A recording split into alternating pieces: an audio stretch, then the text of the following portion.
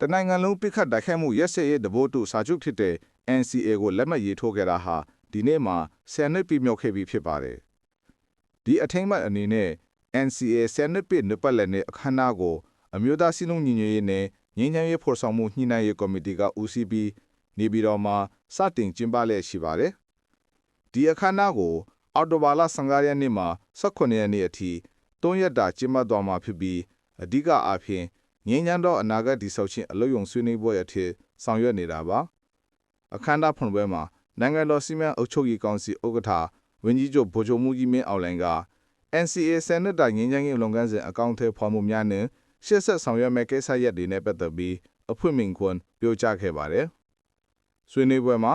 NCA လက်မှတ်ရေးထိုးခဲ့တဲ့တိုင်းရင်းသားလက်နက်ကိုင်အဖွဲ့အစည်းများငြိမ်းချမ်းရေးလုပ်ငန်းစဉ်မှာပါဝင်ခဲ့သူများပြည်တွင်းပြည်ပပညာရှင်များနဲ့ကဏ္ဍအသီးသီးကတာဝန်ရှိသူများအပါအဝင်တက်ရောက်နေကြပါတယ်အထူးအဖြစ်ယခုနှစ်အခမ်းအနားကိုယခင်နှစ်များကဲ့သို့ပင်နိုင်ငံတကာတန်တမန်များသက်ဆိုင်ရာနိုင်ငံတကာအဖွဲ့အစည်းများမှကိုယ်စားလှယ်များကိုပါဖိတ်ကြားထားပြီး၎င်းတို့အနေနဲ့လည်းတက်ရောက်ကြတယ်လို့သိရပါတယ်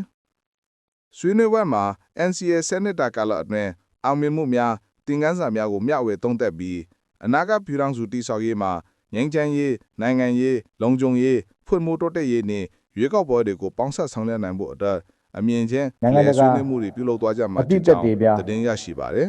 ပြည်တွင်းအသည့်သက်တွေ